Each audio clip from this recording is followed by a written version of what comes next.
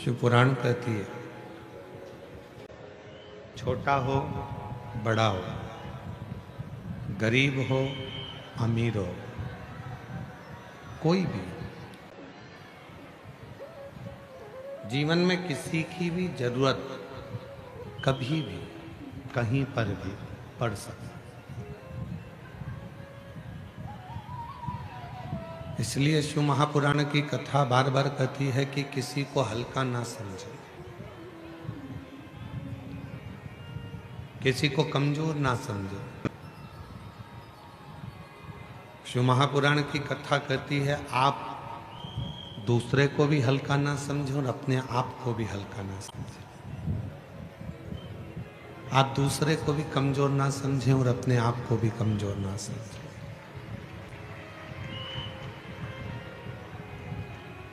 जीवन का कोई भरोसा नहीं। ये मानव की जिंदगी, मानव का जो जीवन है, मानव का जो जीवन है, कब कहाँ किससे काम पड़ता है कोई भरोसा नहीं।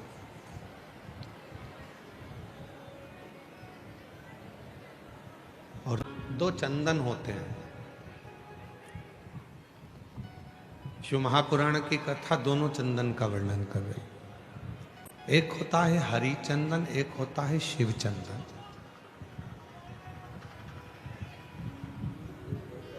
और दोनों चंदन बहुत कठिनता से नहीं बनते।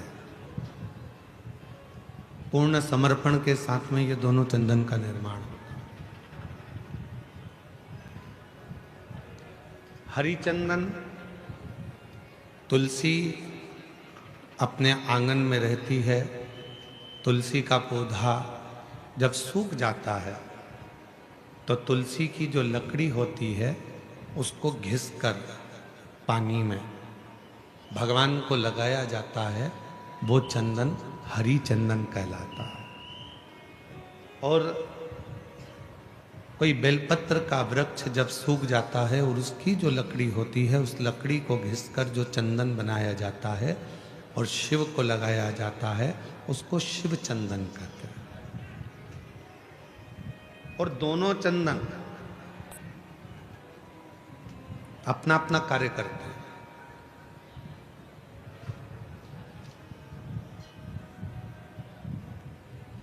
जैसे चंदन लगाते समय 3 उंगली का प्रयोग हम भगवान शिव पर करते हैं। आकार, ओमकार, ओमकार, ये 3 उंगलियों का प्रयोग हम शिव जी पे चंदन लगाते समय करते हैं।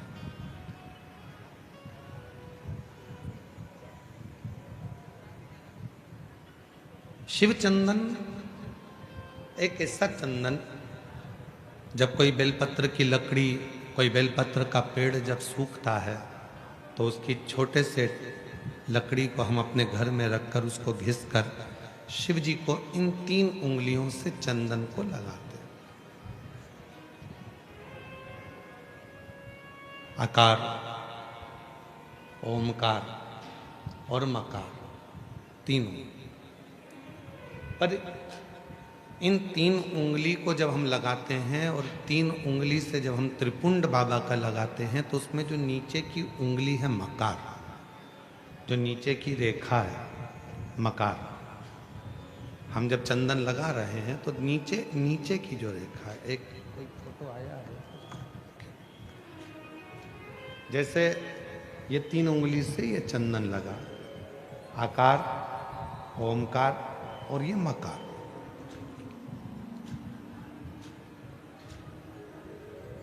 अब दुनिया की दृष्टि में लोगों को लगता है कि चंदन की लकड़ी से जो हमने चंदन लगाया वो भी श्रेष्ठ है, पर बेलपत्र की लकड़ी से जो हम चंदन लगाते हैं, चंदन घिसते हैं और वो भगवान शिव को लगाते हैं, उसमें जो ये मकार वाली रेखा है, जब हम 3 उंगली लगाते हैं तो नीचे की जो मकार की रेखा है उस रेखा का थोड़ा सा चंदन, यदि कितना भी बीमार व्यक्ति है उसके कंठ में अगर वो चंदन, मकार की रेखा का थोड़ा सा चंदन उसके कंठ पर लगाना प्रारंभ कर देते हैं तो 15 दिन में वो पलंग पर से उठकर बैठना प्रारंभ कर देता है। कितना भी बीमार क्यों, आकार, ओमकार और मकार, 3 रेखाएं हम चंदन की खींचते हैं। जैसे इसमें 3 रेखा खींची। हरी चंदन है जो तुलसी की लकड़ी को घिसकर, जब तुलसी सूख जाती है, तुलसी जब सूख जाती है तो उसकी लकड़ी को घिसकर तैयार करा जाता है, उसको हरी चंदन कर। और वो हरी चंदन भगवान नारायण को, शालिग्राम भगवान को, भगवान नारायण को, भगवान विष्णु को वो हरी चंदन लगाया, हरी चंदन का लेपन किया जाता है। और वो हरी चंदन भी बड़ा काम का है महाराज। जब शालिग्राम भगवान को हरी चंदन लगाते हैं, हरी चंदन का लेपन करते हैं, या एक बिंदी भी हरी चंदन की लगाते हैं, और यदि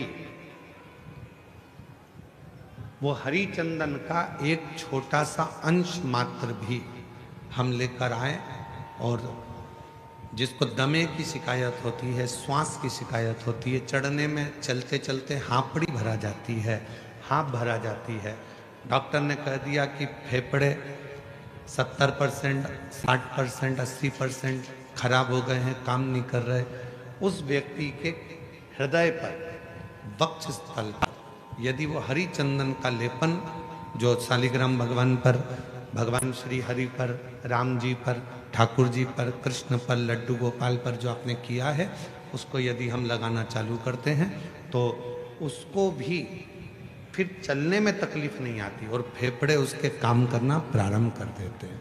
वो हरी चंदन की भी एक प्रथा। तो 2 चंदन, एक हरी चंदन, एक शिव चंदन। जम के बोलेंगे सभी लोग, हरी चंदन काय से बनता है? तुलसी की लकड़ी से। और शिव चंदन काय से बनता है? बेलपत्र जो सूख जाता है, लकड़ी जो सूख जाती है उसके। दोनों कारगर। लोग उंगलियां उठाते हैं कि तुम मंदिर जाते हो, जल चढ़ाते हो, पत्थर पर जल ढोल। साइंस के एक एक उद्देश्य को यदि उठाकर पढ़ोगे तो पूरा साइंस हमारे सनातन धर्म की प्रधानता बताता है, और सनातन धर्म में जितनी पूजन की पद्धति है वही साइंस ग्रहण करता है। आज दुनिया के लोग इस साइंस वाले कई लोग कह देते हैं हम सनातन को नहीं मानते, यह सब आडंबर है, सब पाखंड है, सब ढोंग है।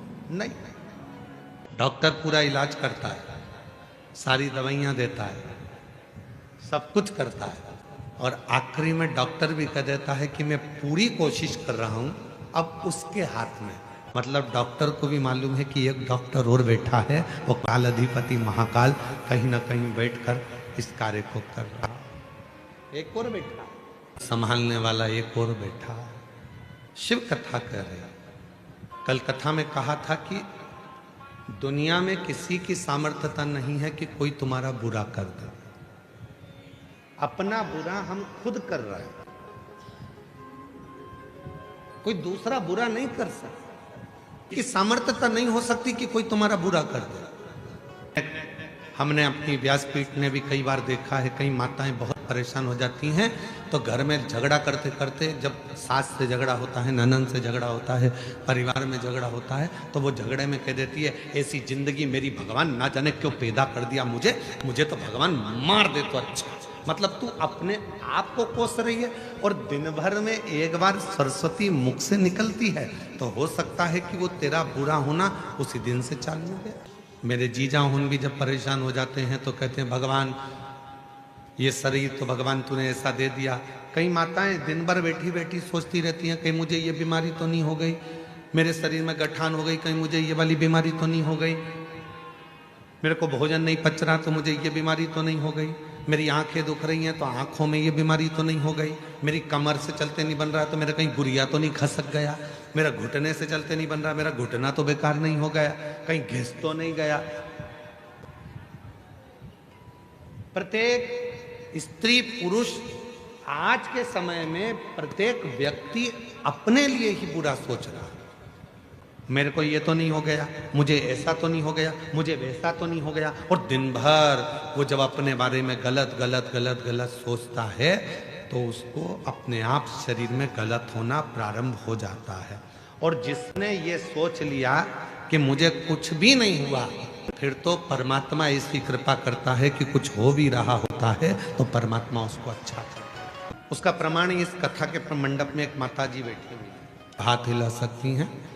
मेरा नाम शीतल राकेश जादव है। मैं महाराष्ट्र के भुसावल खड़का की रहने वाली हूँ। आप ही हैं? आ जाओ, आ जाइए। बच्चा हो साथ में तो उसको भी लेकर आइए। मेरी शादी को 13 साल हो गए थे, पर मुझे संतान का सुख प्राप्त नहीं हुआ। मेरी शादी को 13 साल हो गए थे, संतान का सुख नहीं प्राप्त हुआ। डॉक्टरों के पास बहुत इलाज किया, डॉक्टरों ने यह कहकर मना कर दिया कि मुझे संतान प्राप्ति नहीं होगी। मैंने भुसावल, सूरत, नासिक बहुत से डॉक्टरों के पास इलाज किया। उन्होंने कहा था कि मुझे IVF टेस्ट ट्यूब भी करना होगा। फिर मैंने आपकी कथा के बारे में बड़ी बहन से जाना और भोले बाबा के मंदिर जाना चालू करके सुबह 1 लोटा जल चढ़ाती, आस्था चैनल पर बाबा की कथा सुनती तथा पशुपति उपास करती, सफेद आंकड़े की जड़ का प्रयोग करा और बाबा की कृपा से 16 अगस्त 2022 को पहली बार कावड़ भरी सीहोर में जाकर। बाबा ने ऐसी कृपा करी गुरुदेव, कावड़ में मन लग गया। 5 पंडाल कथा सुनने का ऐसा महत्व मुझे मालूम पड़ा तो मैंने 5 पंडाल की कथा सुनी और 5वां पंडाल जब पूरा हुआ तो मेरा गर्भ ठहर गया। गर्भ ठहरा और बाबा की कृपा से 4 जून 2025 को मेरे घर में संतान ने जन्म लिया। 4 जून 2025 को 13 साल के बाद मेरे घर में संतान ने जन्म लिया। पर जन्म के कुछ देर बाद कुछ ही समय निकला और मेरी तबीयत ज़्यादा खराब हो गई और खराब होने पर मेरा किडनी, लीवर सब डाउन होने लगा। तब मेरा डायलिसिस चालू हो गया। अब डायलिसिस चलते चलते चलते चलते हम लोग घर भी आ गए, पर महीनों निकल गए। डायलिसिस जब बंद नहीं हुआ तब मन में आया कि अब केवल अगर इस डायलिसिस को कोई बंद कर सकता है, क्योंकि डायलिसिस हर 2 दिन में डायलिसिस हो रहा था, किडनी लीवर काम ना करे, हर 2 दिन में डायलिसिस हो रहा था। अब कोई बंद करेगा तो शिव बंद करेगा। तभी मैंने अपने परिवार वालों से कहा कि मुझे शिवजी पर चढ़ा हुआ जल लाकर देना चालू करो और डायलिसिस अब बाबा के भरोसे छोड़ दो। बाबा की ऐसी कृपा हुई गुरुदेव, आज मैं बाबा को धन्यवाद देने करना चाहती हूँ। केवल 25 दिन तक लगातार शिवजी पे चढ़ा हुआ जल पीना प्रारंभ करा और बाबा की कृपा से मेरा आखिरी डायलिसिस 15 अगस्त को हुआ। उसके बाद मेरा डायलिसिस पूरा बंद हो गया, पूरा से स्वस्थ। ये बुरा कौन कर रहा है? हमारा हम खुद। किसी दूसरे की सामर्थ्यता नहीं हो सकती जो तुम्हारा बुरा कर रहे हैं हम, हमारा खुद। अच्छा सोचिए, अच्छा विचार करिए, अच्छी सोच रखिए। फिर किसी की सामर्थ्यता नहीं हो सकती कि कोई तुम्हारा बुरा कर। मुझे लग रहा है कि मेरा तबीयत में ऐसा होगा तो वो होगा, और तुमने सोच लिया कि मुझे कुछ नहीं होगा। आग लगे बस्ती में अपन रहो मस्ती में, क्या किसको रोइए, चादर तान के सोइए, तो फिर कोई तुम्हारा बुरा नहीं कर सकता। चंद्रदेव की कथा चल रही है, चंद्रशेखर, चंद्रमौली, शिव महापुराण की कथा चल रही है। चंद्रदेव का बुरा लोग कर रहे हैं। दक्ष प्रजापति ने चंद्रदेव को श्राप दे दिया, चंद्रदेव को काया का रोग हो गया, चंद्रदेव की काया खराब होने लगी। लोग कर, पर चंद्रमा को यदि दक्ष प्रजापति का श्राप लगा है तो इसमें गलती किसकी है? चंद्रमा की। 27 कन्याओं के साथ में विवाह हुआ है। 27 कन्याओं को एक दृष्टि से देखना चाहिए, एक दृष्टि। चंद्रमा केवल एक रोहिणी को सबसे ज्यादा प्यार करते हैं, प्रेम करते हैं, बाकी के 26 पत्नियों पर ध्यान तक नहीं देते। तो गलती खुद की है, श्राप तो लगेगा। कितना सुंदर प्रसंग आता है, ध्यान दीजिएगा। एक घर के अंदर 4 भाई रह रहे हैं, चारों भाई कमा रहे हैं, व्यापार भी एक ही है, कमा के भी चारों भाई एक ही जगह पर ला रहे हैं। 4 देवरानी जेठानी उस घर के अंदर रहती हैं। थोड़ा ध्यान देना, बहुत सावधानी से इस कथा का स्मरण करिएगा। 4 भाई एक ही परिवार में रह रहे हैं, एक ही जगह पर कमाकर धन ला रहे हैं, एक ही जगह पर 4 देवरानी जेठानी रह रही हैं। चारों जेठानी देवरानी के बच्चे एक ही जगह पर रह रहे हैं। शिव महापुराण की कथा ये तक कहती है कि अपनी दृष्टि को जितनी देवरानी जेठानी घर में रह रही हैं और जितने भाई घर के अंदर रह रहे हैं, यदि सबकी कमाई एक जगह पर आ रही है तो चारों की दृष्टि एक जैसी रहना चाहिए।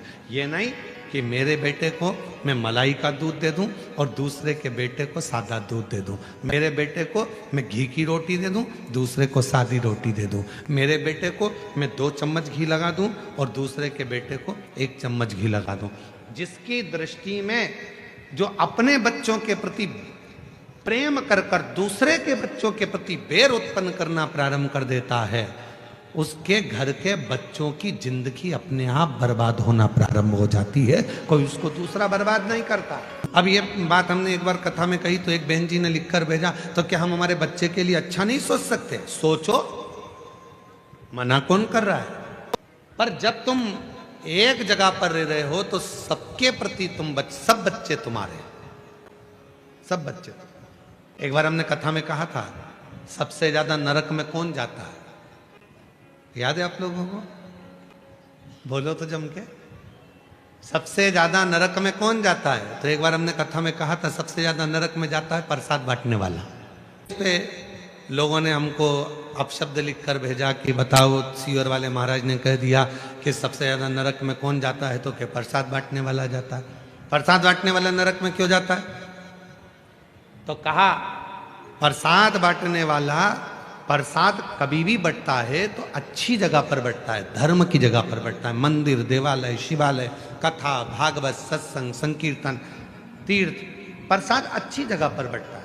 प्रसाद कभी किटी पार्टी में नहीं बंटता, प्रसाद शादी के फंक्शन में नहीं बंटता, प्रसाद 25वीं शादी की सालगिरह में नहीं बंटता, प्रसाद सिल्वर जुबली गोल्डन जुबली पर नहीं बंटता, प्रसाद धर्म की जगह पर बंटता है। और जब धर्म की जगह पर कोई व्यक्ति प्रसाद बांटने खड़ा होता है, दूसरा आया तो हाथ ऐसा होता है, और खुद के घर का पहचान वाला आया तो हाथ ऐसा हो जाता है, वो व्यक्ति नरक चलेगा।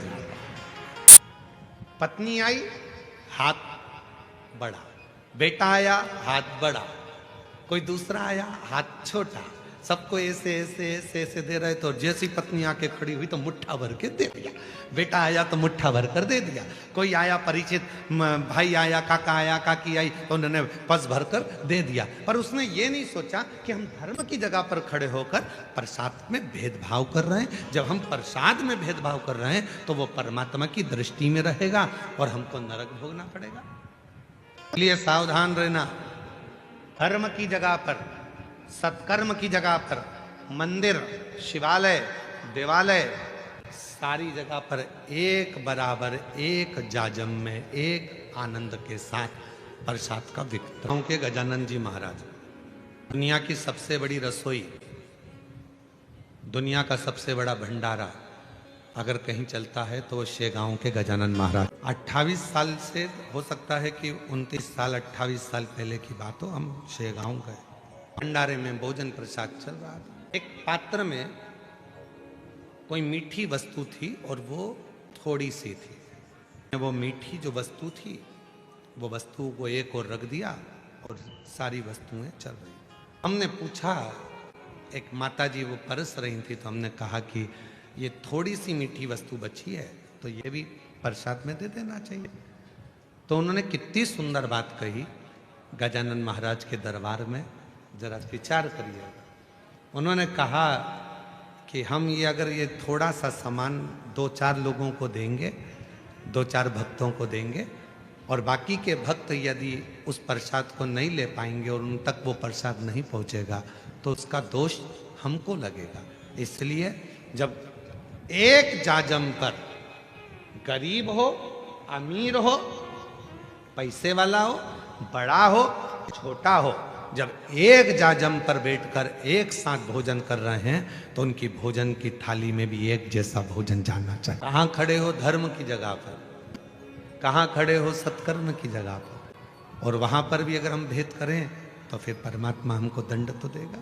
आज के जमाने में लोगों की सोच दो मुखी हो, अपने लिए अच्छा सोचना, दूसरे के लिए बुरा सोच। मेरा बेटा डॉक्टर बने, कलेक्टर बने, इंजीनियर बने, कमिश्नर बने, आईजी बने, डीआईजी बने, दूसरे का बेटा कुछ ना करे, और अगर वो बढ़ भी गया तो मन दुख रहा है कि वो क्यों बढ़।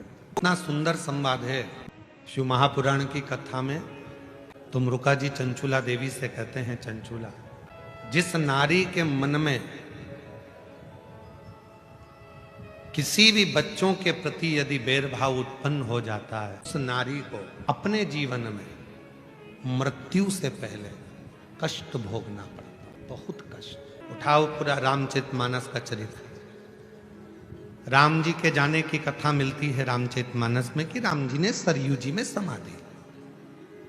लक्ष्मण जी के जाने की खबर मिलती है, भरत जी के जाने की खबर मिलती है, शत्रुघ्न जी के जाने की खबर मिलती है, मां जानकी जी के जाने की खबर मिलती है, यहां तक भगवान कृष्ण के भी जाने की खबर द्वापर में मिलती है, राधा रुक्मणी जी के जाने की भी खबर द्वापर में मिलती है। विद्वान बैठे हो, सब विद्वान हो, ऐसा नहीं कि आप में विद्वत्ता नहीं है। आप में से किसी को मालूम हो कि मंथरा कब गई, कैसे गई, मंथरा के प्राण कैसे छूटे, मंथरा का शरीर कैसा छूटा?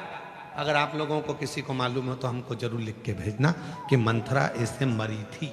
जिस समय पर भरत जी महाराज को मालूम पड़ा कि मंथरा ने भगवान राम जी को वन भेज दिया, क्रोध में आ गए भरत जी महाराज मंथरा के ऊपर, पर मंथरा को कुछ नहीं कहा। क्या क्यों? इस राम जी आए वनवास से वापिस, मंथरा सामने खड़ी थी और मंथरा ने हाथ जोड़कर राम जी से कहा था कि मुझे आप मृत्यु दंड दे दो, मैं मर। राम जी ने कहा, मां क्यों ऐसी बात करती हो कि मृत्यु दंड दे दो? तब लक्ष्मण जी ने कहा, भैया ये मंथरा जिसने तुम्हें 14 वर्ष के लिए माता केकई से कहकर वन पहुंचाया था, आप मंथरा को मृत्युदंड क्यों नहीं दे देते? ये कितने घर में जाएगी और कितने घर फोड़ेगी और कितने घरों में वनवास कराएगी। भगवान लक्ष्मण जी ने जब कहा, राम जी ने समझा कर कहा, लक्ष्मण कुछ मत बोल, सबको अपने कर्म का दंड भोगना पड़ता है। इस मंथरा को अगर मैं मृत्यु दंड दे भी दूंगा तो ये तुरंत मर जाएगी, पर इसके कर्म का भोग अभी इसको पृथ्वी पर रहकर भोगना पड़ेगा। जब मौत आएगी उससे पहले इसको भुगतना पड़ेगा। ये मृत्यु का कर्म। देवरानी का बच्चा आगे बढ़ रहा है, जेठानी को प्रसन्नता होना चाहिए। जेठानी का बच्चा आगे बढ़ रहा है, देवरानी को प्रसन्नता होना चाहिए। कोई अग्रण्य जा रहा है, प्रसन्नता रहो। घर में हाँ, यदि तुम अलग मकान में चले गए, तुम्हारा मकान अलग हो गया, तुम्हारी कमाई अलग हो गई, तुम्हारा घर अलग हो गया, उसके बाद अपने बच्चे के लिए सोचो, मना नहीं। पर जब सामूहिक रूप से रह रहे हो, एक जगह पर रह रहे हो, एक जगह पर खा रहे हो, एक काम चल रहा है, एक व्यापार चल रहा है, एक जगह पर सारा परिवार रह रहा है, तो सबके लिए सोचना, सबके लिए श्रेष्ठ सोचना, सबके लिए अच्छा विचार। दुर्भाग्य की बात तो ये है कि आज का जमाना इतना विचित्र हो गया कि लोग केवल परिवार तो परिवार, पृथ्वी पर एक साथ रह रहे हैं। ये घर है हमारा पृथ्वी, ये पृथ्वी हमारा नगर है, पृथ्वी हमारा घर है, इस पृथ्वी पर हम एक साथ रह रहे हैं। इसमें भी हम भेद करे जा रहे हैं। कोई कहता है ये ब्राह्मण है, कोई कहता है ये क्षत्रिय है, कोई कहता है ये वैश्य है, कोई कहता है ये शूद्र है। ऐसा मनुष्य संसार में पैदा नहीं हुआ जिसको भगवान ने ब्राह्मण, क्षत्रिय, वैश्य, शूद्र बनाकर पैदा ही नहीं करा। संसार में जितने मनुष्य पैदा हुए हैं इनको भगवान ने ब्राह्मण भी बनाया है, इन्होंने भगवान ने इनको क्षत्रिय भी बनाया, भगवान ने इनको वैश्य भी बनाया और भगवान ने इनको शूद्र भी बनाया। संसार में मनुष्य पैदा हुए हैं, इनको चारों वर्ण बनाकर भगवान ने भेजा। आप हम संसार में जितने भी हैं ये चारों वर्ण के हैं, ब्राह्मण भी, क्षत्रिय भी, वैश्य भी, शूद्र भी। अंदाजा करिए, आप खुद अपने मन में सोचिए, अपने मन में विचार करिए। आप जितने बैठे हो अपने बच्चों को ज्ञान देते हो कि नहीं देते? जम के बोलो जरा। अपने बच्चों को समझाते हो कि नहीं समझाते? अपने परिवार को समझाते हो कि नहीं समझाते? जब कोई व्यक्ति परिवार को, कुटुंब को, नातों को, रिश्तों को, अपनों को समझाता है, ज्ञान देता है, तो वो ब्राह्मण की पदवी पर। फिर जब गुस्सा आता है, झगड़ा करने जाते हो, क्षत्रिय बन जाते हो। जब अपने घर का पालन करते हो, पोषण करते हो, कमाने जाते हो, तो वैश्य बन जाते हो। और जब अपने ही शरीर को साफ करते हो, अपने ही शरीर को धोते हो, तो शूद्र भी बन जाते हो। प्रत्येक मनुष्य संसार का ब्राह्मण भी है, क्षत्रिय भी है, वैश्य भी है, शूद्र भी है। पर निवेदन है मेरी जीजियों, मेरे जीजाओं, टूटना नहीं। एक लोटा जल देव अधिदेव महादेव को चढ़ाते रहना और बाबा के बने रहना, शिव के बने रहना। हमें टूटना नहीं, हमें जुड़ना। नीचे एक पंडाल के अंदर बैठे, आप में से कोई ब्राह्मण होगा, आप में से कोई क्षत्रिय होगा, आप में से कोई वैश्य होगा, आप में से कोई शूद्र होगा। एक मंडप के अंदर बैठे, कोई किसी से नहीं पूछता कि तुम कौन हो। पानी पिलाने वाला नहीं पूछेगा, भोजन कराने वाला नहीं पूछेगा। भोजन के मंडप में जाना और जहां पर ये भुसावल की समिति भोजन करा रही है वहां जाकर आप भोजन करना। कोई नहीं पूछेगा कि आप ब्राह्मण हो, क्षत्रिय हो, वैश्य हो, शूद्र हो। वहां तो ये एक बात पूछेंगे, कथा में आयो, कथा सुनने आए, शिव जी के भक्त हो। वहां पर केवल एक आवाज निकलेगी, श्री शिवाय नमस्ते। वहां ये नहीं पूछा जाएगा कि कौन ब्राह्मण, कौन क्षत्रिय, कौन वैश्य, कौन शूद्र। वहां तो ये पूछा जाएगा, आप भूखा? भूखे को भोजन, प्यासे को पानी, जय बाबा बता। बातों के देखिए चंद्रदेव ने दुख कैसे प्राप्त करा, जरा ध्यान देना इस कथा पर। चंद्रशेखर चंद्रमौली शिव पुराण भुसावल में चल रही है। दुख कैसे प्राप्त करा चंद्रदेव ने? देवताओं की सभा लगी थी, सारे देवता बैठे हुए थे, देवताओं की सभा लगी हुई, सब बैठे। चंद्रदेव का आना हुआ, चंद्रदेव ने एक भी देवता को प्रणाम नहीं किया, नमन नहीं। एक भी देवता को चंद्रदेव प्रणाम नहीं करते, नमन नहीं। सारे देवता उठकर खड़े हो गए। भगवान विष्णु भी, महादेव आए तो उठकर खड़े हो गए। भगवान ब्रह्मा भी उठकर खड़े हो गए। इंद्र भी उठे, ब्रह्मा भी उठे, विष्णु भी उठे, पर चंद्रदेव ने अपना सिंहासन नहीं छोड़ा। किस लिए?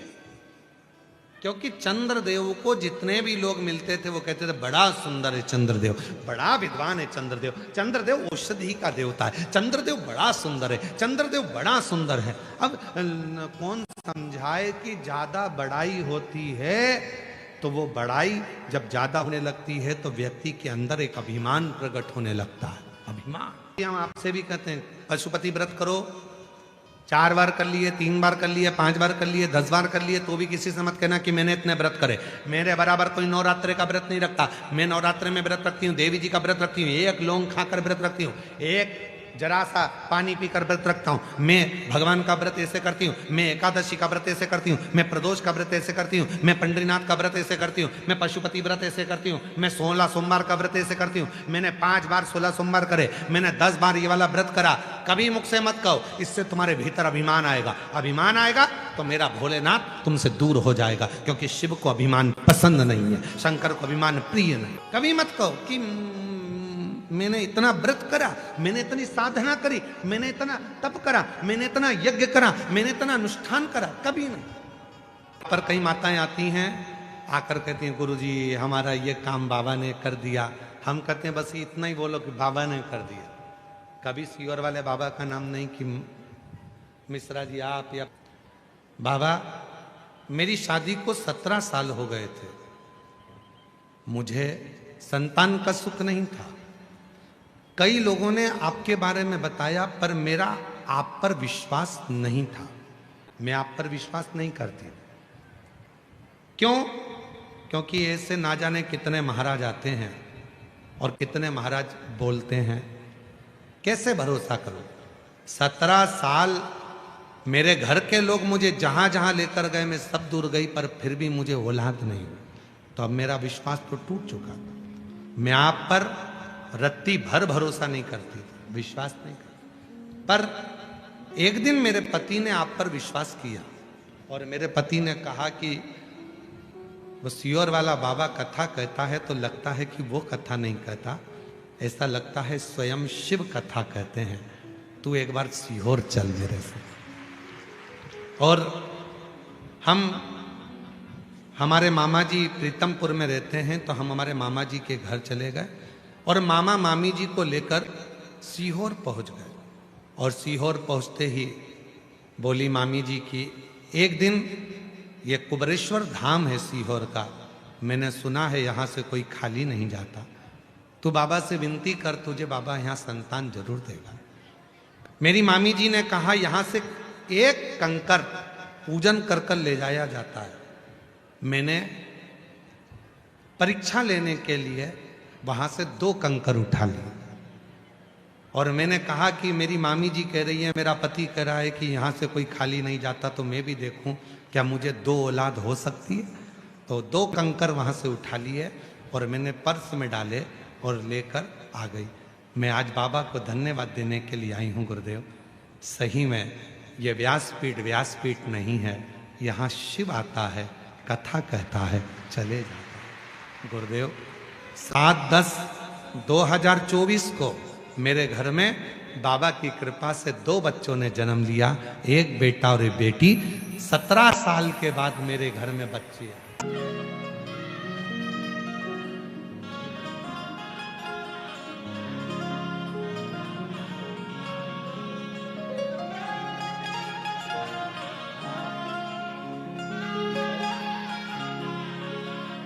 दीदी कह रही है भरोसा बिल्कुल नहीं था। 17 साल ऐसा कोई विष डॉक्टर का कुबरेश्वर धाम जो भावना लेकर आता है बाबा उसकी मनोकामना पूर्ण जरूर करते हैं। दुनिया के लोगों को इंतजार रहता है, वो 15 मार्च से चालू हो जाएगा और 15 मार्च 2026 से चालू होकर फिर अगले साल तक रोज प्रतिदिन सुबह 10 बजे से शाम को 5 बजे तक कुबेर भंडारी की भूमि पर जाओ, कुबरेश्वर धाम पर जाकर कंकर शंकर पूजन करो, हाथ फैलाकर अपने लिए अपनी कामना कर कर रुद्राक्ष लो और उस रुद्राक्ष को धारण करो, पानी में गलाकर तांबे के कलश में रात भर रखकर सुबह शिव जी को चढ़ाकर उसका आचमन करो, तुम्हारे शरीर के लिए भी श्रेष्ठ हो। अपने गले में कुबरेश्वर धाम का एक रुद्राक्ष जरूर धारण, बहुत गरीब। और पंडालों में जगह नहीं है, सारे पंडाल फुल पड़े हुए। इतनी गर्मी आप सह रहे हो, इतनी गर्मी में बैठकर आप कथा सुन रहे हो, इतनी गर्मी में पैदल चलकर यहाँ तक पहुंचे हो। सीहोर वाले महाराज के लिए नहीं आए, आप उस देवाधिदेव महादेव के लिए आए हो, शिव के लिए। उस महादेव के लिए यहाँ तक पहुँचे हो तो एक दिन आपका दुख दूर करने के लिए वो महादेव भी आपके दरवाजे तक जरूर है। चंद्रदेव देवाधिदेव महादेव का आगमन हुआ पर चंद्रदेव खड़े नहीं हुए, शिव स्वीकार। शंकर का जो भक्त होता है वो मान अपमान दोनों को समझता। शिव का अगर सच्चा भक्त है तो वो मान और अपमान दोनों को समझेगा, दोनों को समझेगा। कई माताएं कहती हैं हमारे रिश्तेदार के यहाँ गए थे, उन्होंने हमारा आदर नहीं करा, सम्मान नहीं करा। तुम शंकर जी की भक्त होना, शिव जी को 1 लोटा जल चढ़ाती होना, तो क्या सोचना शंकर भगवान का इतना अपमान हुआ तो शिव जी ने क्या स्वीकारा। मान अपमान दोनों सम लेकर चलता है, वही जिंदगी में बहुत आगे बढ़ता है। वही भगवान शंकर को देवों के भी देव महादेव कहते हैं, सारे देवताओं को देवता कहते हैं, पर भगवान शंकर को देव अधिदेव महादेव कहते हैं। महादेव उसी तरह जैसे श्रीमद् भागवत, विष्णु पुराण, भविष्य पुराण, अग्नि पुराण, नर्मदा पुराण, कूर्म पुराण, लिंग पुराण, ये सारी पुराणों की गिनती में आती है, पर केवल एक पुराण ऐसी है जिसको महासंबोधन से संबोधित किया गया, वो शिव महापुराण है। शिव महासंबोधन से जिसको संबोधित किया, महादेव के रूप में जिसको पूजा गया, महादेव के रूप में जिसको धारण किया गया, वो शिव है। सम्मान दिया तो ठीक है, अपमान किया तो भी ठीक है, बराबर है, ठीक है। भगवान शंकर का नाम जब जिह्वा पर आए, होठों पर आए, मुख पर आए, समझ लेना मेरे शंकर भगवान आपका कल्याण करना प्रारंभ करना चाहते हैं, इसलिए आपके मुख पर शिव नाम। और आज एक बात और कहना चाहते हैं, इस भुसावल की भूमि पर आप लोग उसको स्वीकार करना, इस बात को।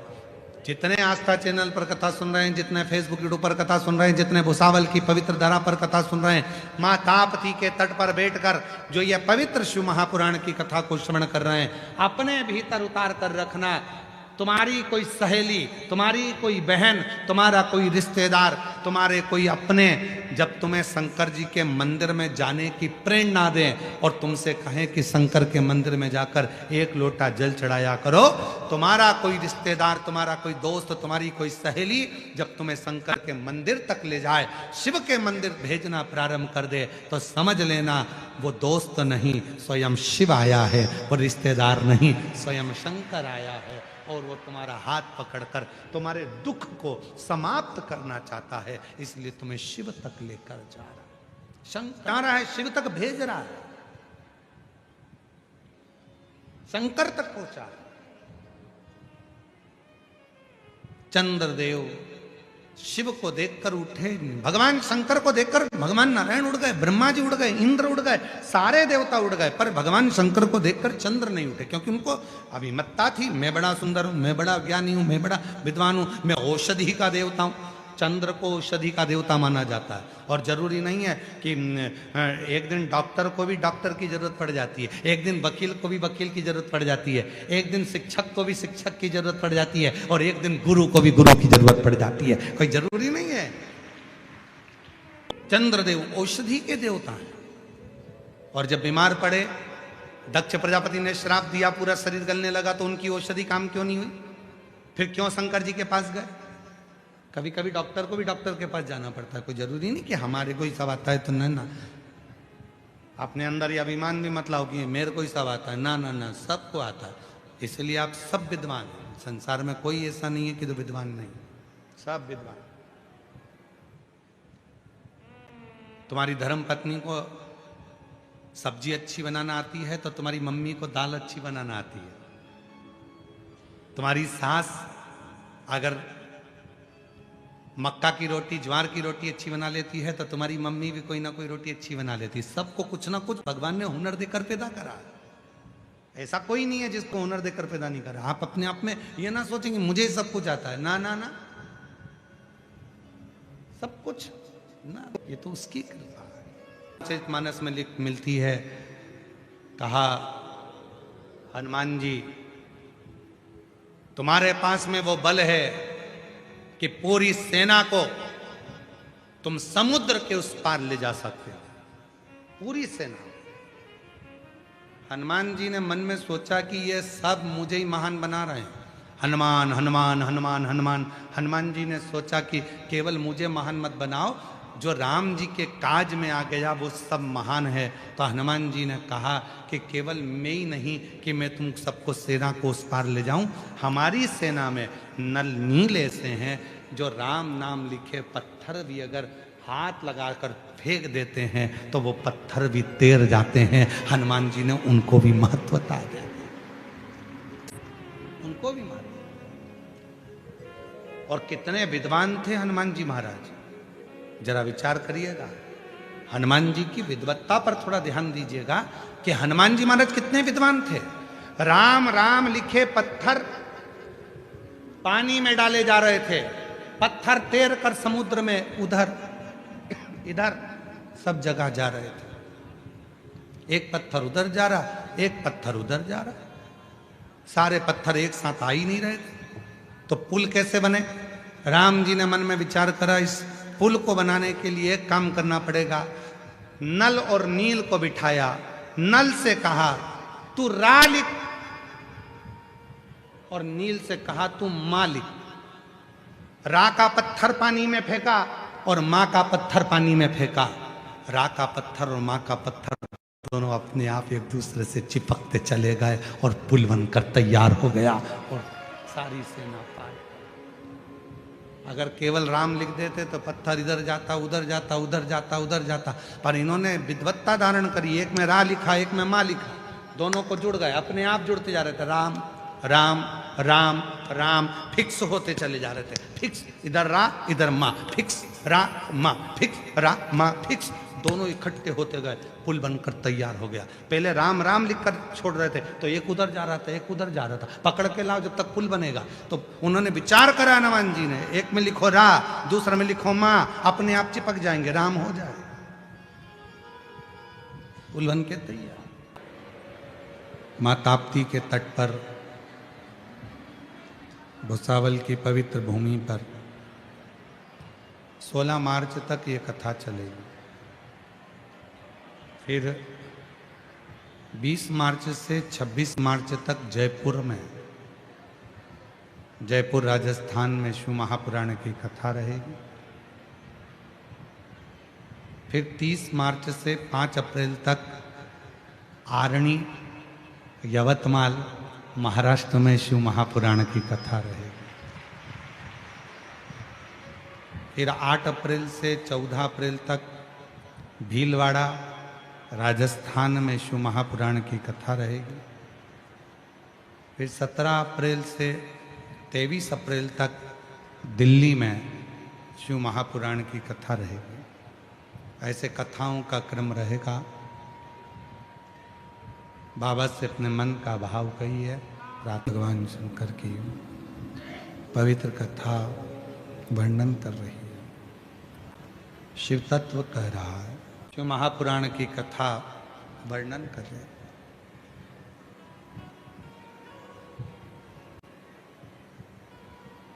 शिव जी के आने पर भी चंद्रदेव प्रणाम नहीं करे, नमन नहीं। शिव जी को उसका कोई दिक्कत नहीं है। अगर भगवान का परम भक्त होता है, परम भक्त होता है, वो मान अपमान दोनों को सम रखे, अंदर भेद नहीं होता कि मान मिलेगा तो ही सर्वश्रेष्ठ है, अपमान मिलेगा तो श्रेष्ठ नहीं है, ये भाव उसके अंदर नहीं आता। शिव जी ने कुछ नहीं कहा, सभा पूरी हो गई, सब चले गए, पर व्यक्ति का जो किया गया कर्म है वो उसका पीछा नहीं छोड़, सामने आ ही जाते। चंद्रदेव को भी भोगना ही पड़ा। खुद औषधि निर्मित करते हैं चंद्रदेव, स्वयं औषधि बना देते हैं चंद्रदेव, अमृत का प्रदान कर देते हैं चंद्रदेव। पर उन्हीं चंद्रदेव को जब रोग लगा, उन्हीं चंद्रदेव की जब काया खराब हुई, ना उनकी जितनी धर्म पत्नियां थी वो नजदीक आई, ना जितने परिवार वाले थे वो करीब में आए। और शिव पुराण भी यही कहती है कि शरीर यदि आपका अच्छा है तो सब आपके हैं, और जब शरीर बेकार हुआ तो एक कमरे में पलंग पर पड़े रहोगे, अपने आप को कोसते रहोगे और रोते रहोगे, कोई तुम कर गए, हम भी गए, ठीक है। हरिद्वार का नाम हरिद्वार कैसे पड़ा? चलो जल्दी से उत्तर दो। सप्तपुरियों में एक पुरी थी मायापुरी, वो हरिद्वार था। फिर हरिद्वार कैसे पड़ गए? शिव जी के एक भक्त के कारणवश उसका नाम मायापुरी से हरिद्वार, राजा भर्तरी। वो मायापुरी का नाम हटकर हरिद्वार कर दिया, वो भर्तरी के नाम से, भर्तरी आखिरी में आता है हरि, उसी के नाम से वो हरि की पौड़ी हुई और उसी के नाम से हरिद्वार। जो राजा था, इतनी बड़ी प्रजा उसके साथ में थी, इतना बड़ा नगर उसके साथ में था, और वो एक संत बन गया, साधु बन गया, तपस्वी बन गया। कैसे? शिव महापुराण की कथा कहती है, जब वो देव अधिदेव महादेव जब कृपा करना चाहते हैं, और आपको भी कहा था कि आप सब ये लाखों की संख्या में आए हो, पंडालों में भरे पड़े हुए हो, ये मत सोचना कि आप अपनी मर्जी से आए हो। मेरे शंकर भगवान ने आपका हाथ पकड़कर डमरू बजाकर तुम्हें यहाँ कुछ देने के लिए बुलाया। कुछ देने के लिए मेरे शिव ने तुमको यहाँ आमंत्रित करा। जब वो कृपा करता है तो कुछ ना कुछ ऐसी करुणा कर देता है जिससे आप उससे जुड़ जाए। गुरु गोरखनाथ जी आए राजा भरतरी के वहां। राजा भरतरी ने उनकी धर्मपत्नी पिंगला ने खूब सेवा की, खूब। पिंगला भी बड़ी सुंदर थी, राजा भरतरी की धर्मपत्नी अति सुंदर, और राजा भरतरी भी सेवा वाला था और पिंगला भी सेवा वाली थी। एक दिन गुरु गोरखनाथ जी ने विचार करा कि ये राजा है तो बड़ा अच्छा, शिव जी का बड़ा साधक भी है, महाकाल की पूजन भी करता है, शंकर जी की सेवा भी करता है, शिव जी पे एक लोटा जल भी चढ़ाता है, शंकर का अनुमोदन भी करता है, हर हर महादेव भी करता है, शिव की साधना भी करता है, कावड़ भी भरता है, शंकर की उपासना भी करता है। पर ये राजा राज्य के लायक नहीं, ये राजा तो स्वयं शिव के लायक है, भगवान शंकर की शरणागति के लायक। मन में एक बात रहती है, प्रत्येक व्यक्ति के अंदर एक बात होती है। हर व्यक्ति ये सोचता है भगवान मेरे घर में इतने सारे लोग रहते हैं, पर मैं ही कथा में क्यों जाता हूँ, मैं ही शंकर जी के मंदिर क्यों जाता हूँ, मैं ही साधना क्यों करता हूँ, मैं ही आराधना क्यों करता हूँ। सारा परिवार दुकान संभालने में लगा है, सारा परिवार घर संभालने में लगा है, सारा परिवार पूरा घर परिवार देखने में संभालने में परिवार लगा हुआ है, पर तुम भगवान शंकर की कथा में आकर बैठे हो, तुम भगवान शंकर की शरणागति में आकर बैठे हो, तुम भगवान शंकर का भजन कर रहे हो, तो ये जान लेना कि कहीं शिव की कृपा है, तुम्हारा और भगवान शंकर का कोई पुराना संबंध होगा, इसलिए शंकर जी तुम्हें पकड़कर कथा के पंडाल में लेकर जा रहे हैं, मंदिर तक लेकर जा रहे हैं। साथ भगवान शंकर की शरणागति, शिव की शरणागति, शिव की उदारता जीवन को सुख प्रदान। जिसको शंकर जी को बुलाना होता है, बाबा देव अधिदेव महादेव उसको बुला लेते हैं, शिव उसको बुलाते हैं। राजा भरतरी का चरित्र कर रहा है, शिव जी ने गुरु गोरखनाथ जी को भेज दिया। गुरु गोरखनाथ जी पहुंचे, राजा भरतरी को देखा, पति उसकी पत्नी को देखा, पिंगला को, बड़ी सेवा कर रही थी, बड़ी सेवा कर रही। राजा भरतरी भी बड़ी सेवा कर रहा था, प्रसन्न हो गए। भगवान देवाधिदेव महादेव ने भरतरी के पास गुरु गोरखनाथ जी को भेज दिया। गुरु गोरखनाथ जी ने एक फल राजा भरतरी को दे दिया। राजन, तू बड़ा विद्वान है, बहुत प्रबल है, तेरी विद्वत्ता है, बहुत सेवा करता है, तेरे जैसे राजा की जरूरत इस पूरे संसार को है। ये ले फल, खा लेना, कभी बूढ़ा ही नहीं होगा, जवान की जवान बना रहेगा। राजा भरतरी को फल मिल गया।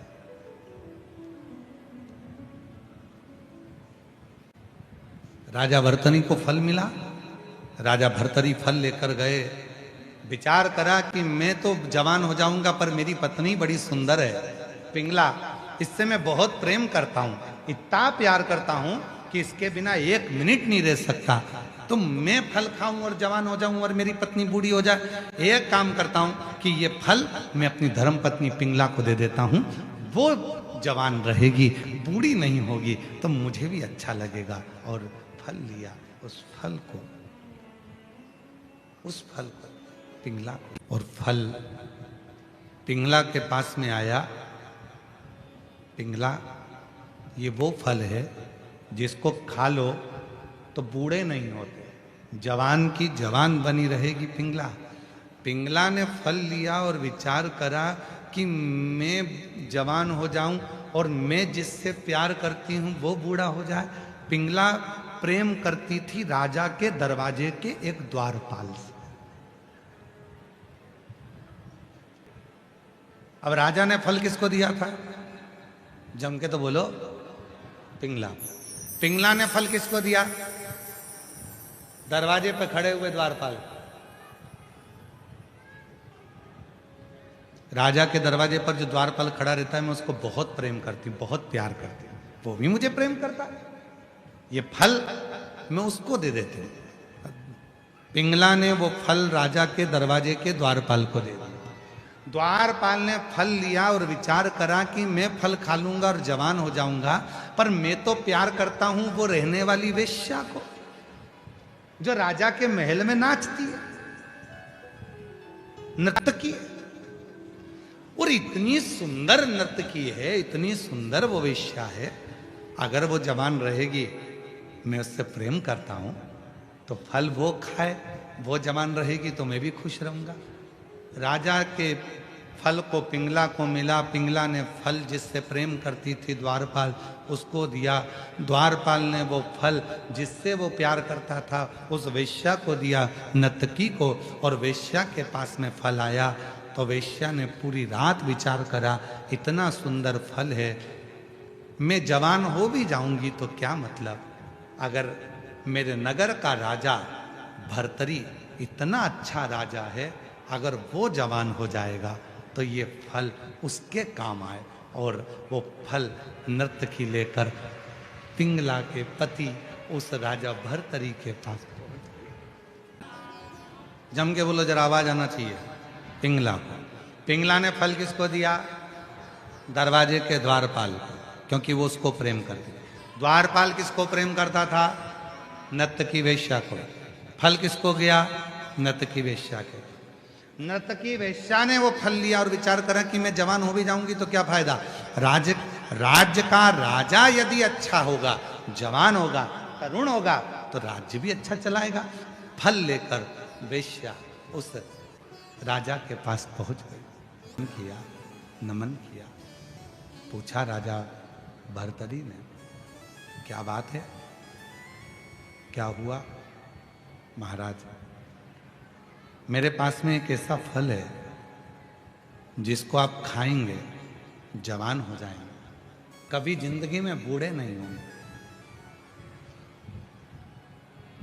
राजा का ध्यान गया, कहीं ये वही फल तो नहीं है। राजा ने कहा, तो तुम मुझे फल क्यों देना चाहती हो? क्योंकि आप राज्य चलाते हो, राज्य का राजा जवान होगा तो प्रजा भी सुखी रहेगी, आप ये फल मुझसे ले लो। राजा ने कहा, जरा फल तो दिखाओ। नर्तकी वेश्या ने अपनी झोली में से, पल्लू में से फल निकालकर जो राजा को दिया, राजा पहचान गया, ये तो वही फल है जो मैंने अपनी धर्म पत्नी पिंगला को दिया था। पिंगला पास में बैठी थी। राजा ने पिंगला को उठाकर पूछा, ये फल तो मैंने आपको दिया था पिंगला। पिंगला कहती है, मैं आपके दरवाजे पर जो द्वारपाल है ना, उससे बहुत प्रेम करती हूं, मैंने फल उसको दिया। द्वारपाल को बुलाया, जब पिंगला ने तुझे फल दिया था तो तूने क्यों नहीं खाया? पिंगला तुझे इतना प्रेम करती है, तू पिंगला को प्रेम करता है? द्वारपाल कहता है, नहीं, मैं पिंगला को प्रेम नहीं करता, मैं तो ये नर्तकी जो नाचती है ना वेश्या, इससे प्रेम करता था, इसलिए मैंने फल इसको दिया था। हाथ जोड़ लिए वेश्या के राजा भर्तरी, और हाथ जोड़कर राजा भर्तरी ने उस नर्तकी वेश्या से कहा, धन्य है आप जो आप अपने राज्य के राजा को युवान देखना चाहती हो, स्वस्थ देखना चाहती हो। राजा ने वो फल वापिस गुरु गोरखनाथ जी को दे दिया और हाथ जोड़कर कहा कि अब संसार मुझे अच्छा नहीं लगता। जिससे प्रेम था, जिसके लिए मैं राज्य संभाल रहा था, वही मेरा नहीं हुआ, तो फिर दुनिया मेरी क्या हो? सब छोड़ा, पूरा राज्य छोड़ दिया राजा भर्तरी ने। और अवंतिकापुरी में राजा भर्तरी एक गुफा में बैठकर तप करते रहे। जब आखिरी का समय राजा भर्तरी का आया, तब पहुंच गए अवंतिकापुरी से मायापुरी। मायापुरी की एक गुफा में बैठकर राजा भर्तरी तप करते थे और गंगा मैया उछाले लेती थी। राजा विक्रमादित्य को मालूम पड़ा कि मेरे भाई राजा भर्तरी एक गुफा में बैठकर तप करते हैं और उस गुफा से उतरकर गंगा का स्नान करने जाते हैं तो उन्होंने उस गुफा से लेकर गंगा के तट तक सीढ़ियां बनवा दी, पौड़ियां बनवा दी। वो पौड़ियों का नाम था भरतरी की पौड़ी, तो उसका नाम हो गया हरि की पौड़ी। और बाद में वो मायापुरी शिव के गुरु गोरखनाथ जी के वो भक्त भरतरी के नाम से वो मायापुरी का नाम हरिद्वार हो गया। भरतरी हरि हरि हरि पीछे का जो शब्द था वो मायापुरी से। परीक्षा की पहली सीढ़ी है भगवान शंकर की भोजन। परीक्षा की पहली सीढ़ी है भगवान शंकर की भोजन। ध्यान रखना इस बात पे। कहने वालों ने ऐसे नहीं कह दिया कि भूखे को भोजन और प्यासे को पानी और जय बाबा बर्फानी। रुद्राक्ष महोत्सव सीहोर में होता है, दूर दूर से लोग आते हैं। लोग कोई चाय पिलाता है, कोई भंडारा चलाता है, कोई पोहा बांटता है, कोई आइसक्रीम बांटता है, कोई पानी बांटता है। अभी भुसावल में कथा चल रही है, मां ताप्ती के तट पर भुसावल की पवित्र भूमि पर ये पवित्र कथा महाराष्ट्र की पवित्र धरा पर चल रही है। आज कथा का दूसरा दिवस है। हम रास्ते में से आते आते देख रहे थे, कोई पानी की बोतल बांट रहा है, कोई पानी का पाउच बांट रहा है, कोई टंके में पानी भर लिया गिलास से पानी पिला रहा है। उनको देखकर हमें लग रहा था शंकर भगवान की कथा बार बार कहती है कि शिव जी से स्वयं मां जगत जननी माता सती ने, स्वयं माता सती ने भगवान शंकर से प्रश्न किया था, भोले बाबा आप जब संसार के लोगों से प्रेम करते हो, संसार के लोगों से स्नेह करते हो, जब संसार के लोगों को आप देना प्रारंभ करते हो, उससे पहले आप संसार के लोगों की परीक्षा लेते हो? शिव जी ने कहा हाँ। तो वो परीक्षा कौन सी होती है? तब भगवान शंकर ने कहा वो पहली परीक्षा है, मैं भूखे का रूप धरकर, एक भिक्षुक का रूप धरकर, प्यासा बनकर, भूखा बनकर, एक सन्यासी बनकर, एक भिक्षुक बनकर, किसी शंकर का जो भक्त होता है, शिव का जो उपासक होता है, उससे पेट भरने के लिए अन्न मांगता हूँ, भोजन मांगता हूँ, पीने को पानी मांगता हूँ। मैं देखता हूँ वो मेरा हुआ। क्या शंकर का उपासक आपके दरवाजे पर अगर भिक्षा मांगने के लिए आएगा तो धन नहीं मांगेगा कटोरे में, धन लेगा ही नहीं। वो मांगेगा तो कहेगा कुछ भोजन हो तो दीजिए, भूख लगी है, थोड़ा सा पानी पिला दीजिए, प्यास।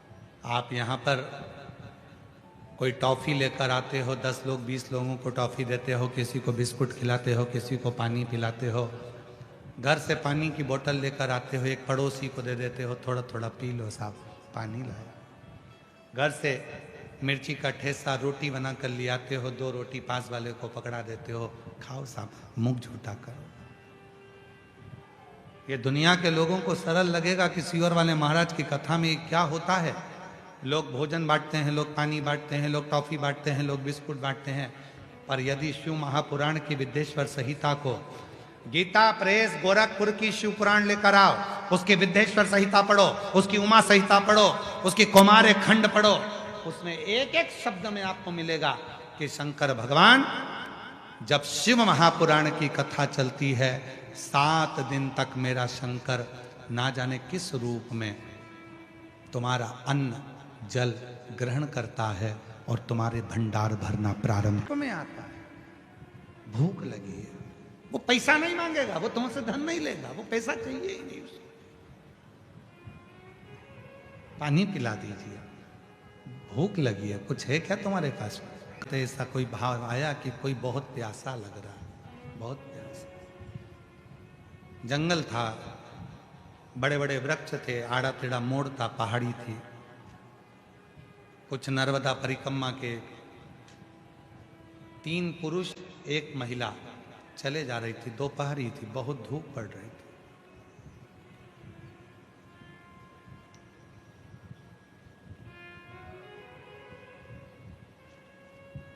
हमने सुनील से कहा कि गाड़ी को थोड़ा सा कहीं साइड लगाओ, ऐसा लग रहा है कि कोई यहाँ पर प्यासा है, किसी को भूख लग रही है या प्यास लग रही है। रोका, कोई पुरुष भी थे और उतरते से हमने पानी का बोतल उनको दिया तो वो माता की आंख से आंसू झलक कर कहा हमारे टंगल में 2 घंटे से पानी नहीं है और हम चल चल कर प्यासे हो गए। तब हमने भगवान भोलेनाथ से माई नर्मदा से प्रार्थना करी कि कोई पानी मिल जाए और ये पानी की बोतल मिली। हमने कहा माँ, भगवान धन की भाषा नहीं समझता पर भगवान दिल की भाषा समझता है। जब कोई भक्त पुकारता है तो शिव किसी भक्त को भेजता कौन है? इंद्रदेव ने भगवान शंकर का अपमान करा, चंद्रदेव ने भगवान शंकर का अपमान करा, भगवान ब्रह्मा जी ने शंकर भगवान का अपमान करा। कितने देवताओं की लिस्ट है जिन्होंने अपमान करा पर शंकर जी उस अपमान से कभी मन में क्षुब्धता नहीं लाए। तो भी कितना भी अपमान करा तो भी शंकर देवों के भी देव महादेव कहलाते रहे। जाता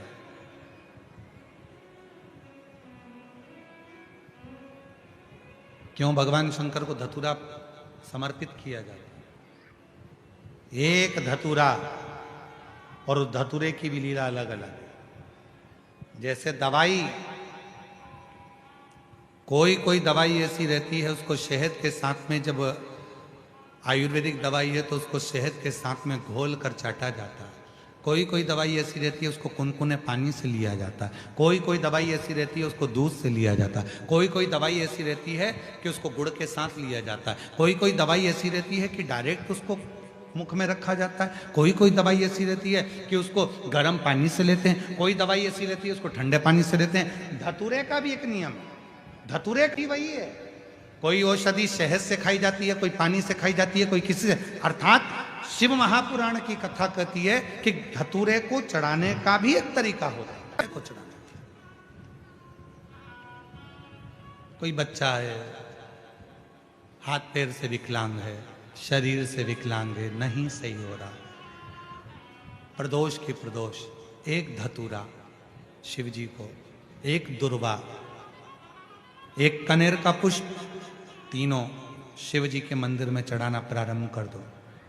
दुर्वा लाओ, पीसो। विकलांग है, चल फिर नहीं रहा है, डॉक्टर का भी इलाज चल रहा है, उसको वो दुर्वा पीस कर सुबह दोपहर शाम 3 बार उसको देना प्रारंभ करो। धीरे धीरे बच्चे की बुद्धि का विकास होगा और बच्चा एक दिन इतना एक्टिव हो जाएगा कि खुद उठने का प्रयास करेगा और हाथ पैर भी उसका काम करेगा, खुद करेगा। डॉक्टर का इलाज करवाते रहो। धतूरा भी किस चीज के लिए चढ़ा रहे हो, कैसे समर्पित कर रहे हो, वो भाव। महाराज कौन है जिसने शिव को अपशब्द नहीं कहा, पर शिव फिर भी समता का भाव ले, समता का। और इसीलिए मेरे देवाधिदेव महादेव चंद्रदेव के लिए स्वयं चंद्रशेखर, चंद्रमौली, चंद्रेश्वर बनकर प्रकट। जो चंद्रशेखर शिव महापुराण की कथा में आगे बढ़ेंगे, ब्रह्मा जी की लीला का, चंद्रदेव और ब्रह्मा ने जो शिव के साथ में किया उस कृत्य का, उस कर्म का वर्णन कर